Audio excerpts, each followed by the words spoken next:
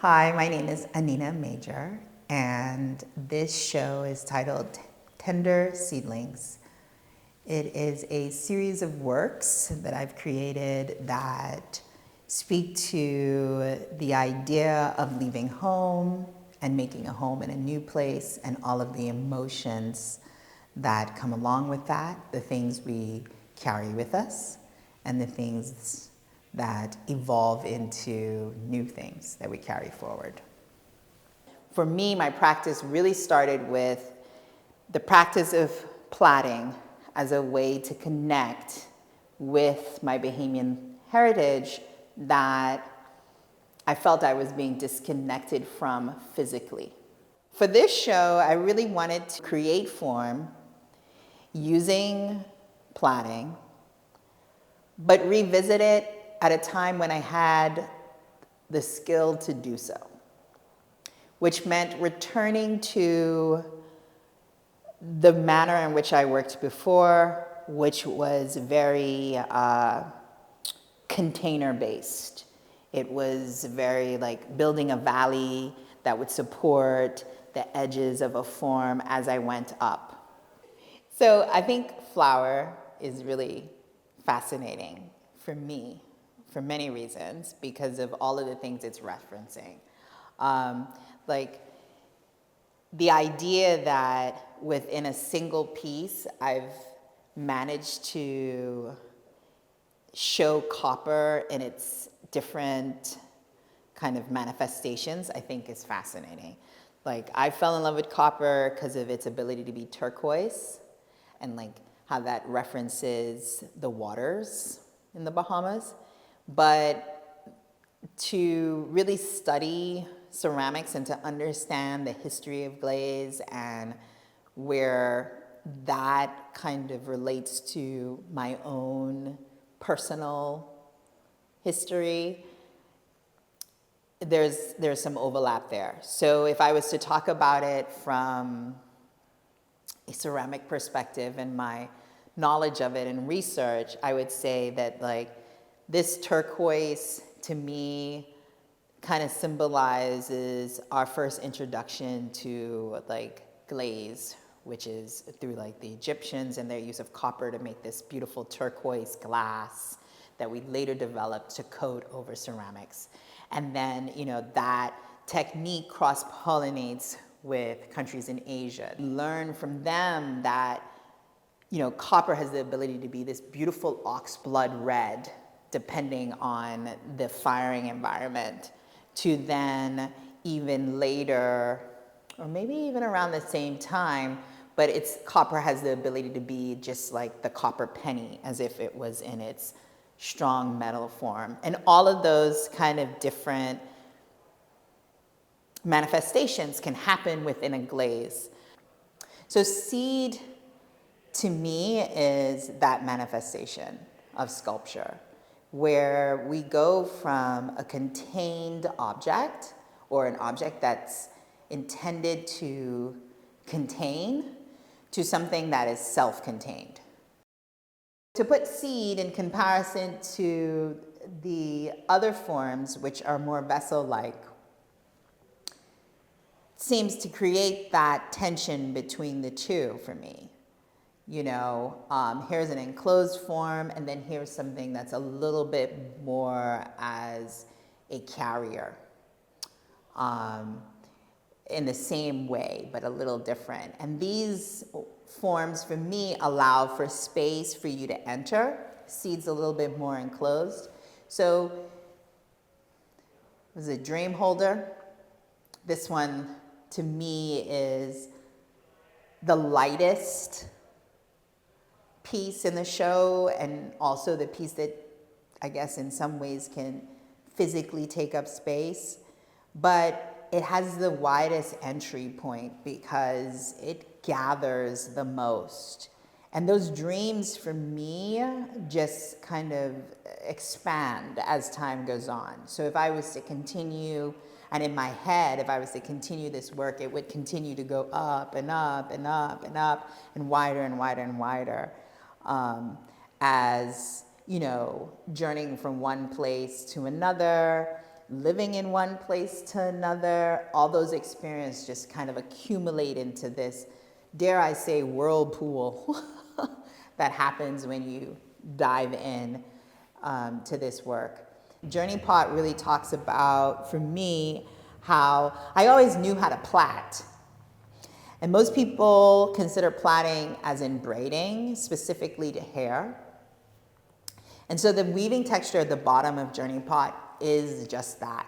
It is literally thinking through like braiding my siblings' hair, braiding my own hair, and how that comes in this intertwined circular motion, but evolves into this more evolved form of plaiting, the type of plaiting that my grandmother engaged with. As an adult, to revisit that, to revisit not just how a culture that understood braiding as a way of maintaining their hair led to braiding palms in very elaborate ways as a way to sustain life, right? That kind of concept is what's in Journey Pot. Thinking through how something so simple as, and maybe even in some ways superficial, could lead to a place and a journey that is more than that. That's about, it feels like I say the word resourcefulness all the time, but it really is, right?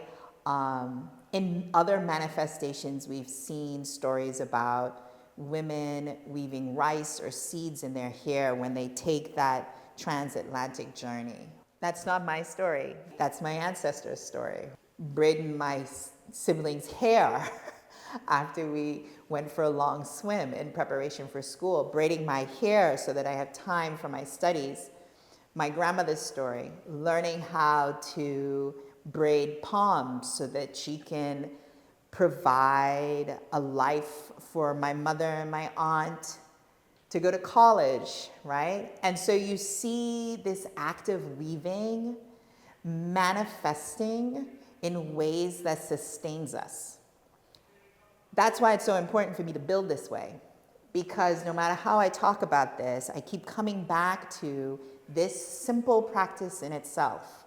No matter how it manifests, whether it manifests as sculpture, in my case, or it manifests as tourist souvenirs, or it manifests as ways to protect your hair and have food for wherever you're going.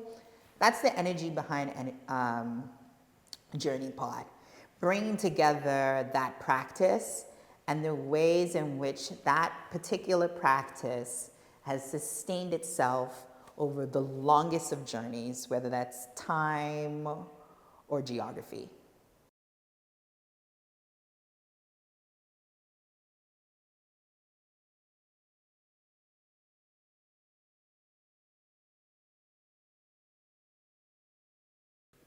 When I was a kid, another part of why this show is so important, the energy behind this show, is that my sibling and I are two creative beings.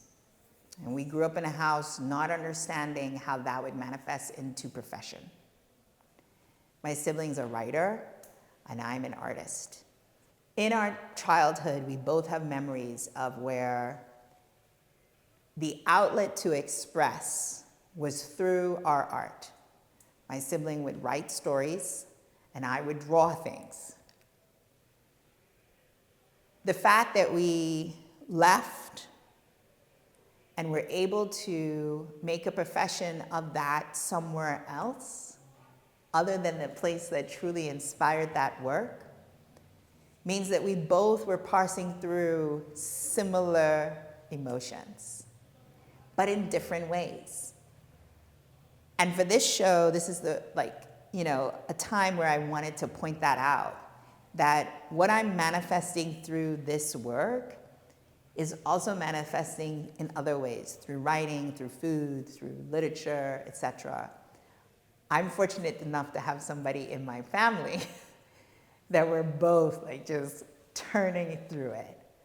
And there's there's some kind of power in knowing that we're not alone in that. And like introducing that work to London, where I know there's such a rich history of a similar dynamic, it just feels like the right place to do that. The poem Seedling is by my sibling A.L. Major. We were born, and then we lived in a mustard yellow house on Frangipani Avenue, 3 left turns and a right from Independence Drive roundabout. Our mother, a stout 5'10", who had a countenance and a way of being about her that could break apart the brick that kept our house together, who reared her children, who tended home and garden, who bent and broke her back, who when silence still persevered, who before we went to sleep every night locked our front gate and the 3 locks on our front door. We slept with cans of pepper spray on our nightstands and cutlasses under our pillows, because it's the ritual of protecting yinna things which we would fail to do that matters. We planted parts of ourselves that we could not take with us, the droves of us who fled, the necessities that became mementos, our aging parents, our high school sweethearts, childhood best friends, even our promises. We were made of who we would become. And down deep and firm into the fertile ground to bloom in our absence, we hope. Then we were gone.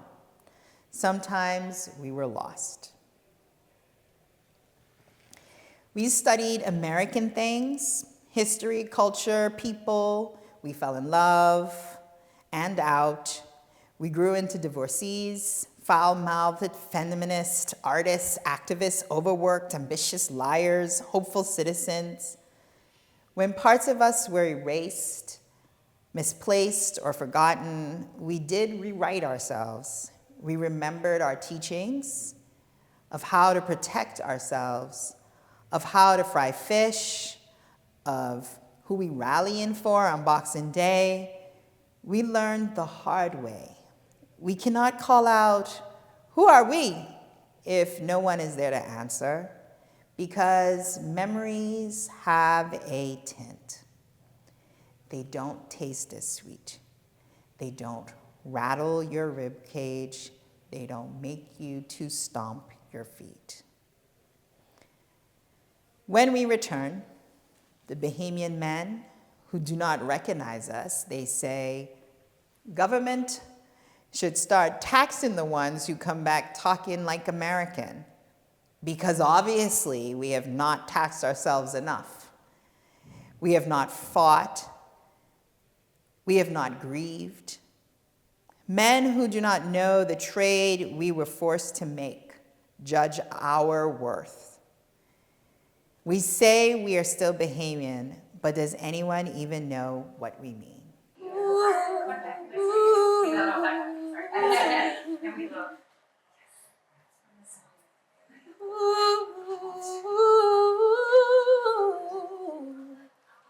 Sometimes we lost all.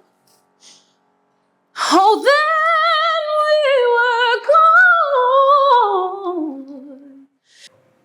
Our mother, a stout 5'10", had a countenance and a way of being about her that could break apart the bricks that kept her house together, who reared her children, who tended home and garden, who bent and broke her back,